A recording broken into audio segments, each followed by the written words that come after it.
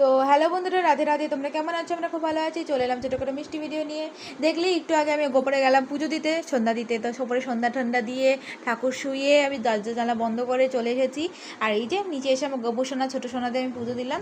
তো ওদেরকে দেখো চরণে ফুলগুলো তুলসী পাতাগুলো তুললাম, নিয়ে ওদের মুখ টুক দিয়ে মুখ পুছিয়ে দেখো এখন কিন্তু আমি অরেঞ্জ বিস্কুট কেটে দিয়েছি, অরেঞ্জ বিস্কুট আর জল, তার মধ্যে তুলসী পাতা দিয়ে দিয়েছি। কারণ জানোই তো লক্ষ্মী নারায়ণ আর কৃষ্ণের রাধার জগন্নাথ দেবের পুজোতে কিন্তু তুলসী পাতা লাগে। ওটা খুবই মেন, তুলসী পাতা খুবই মেন পুজোর জন্য।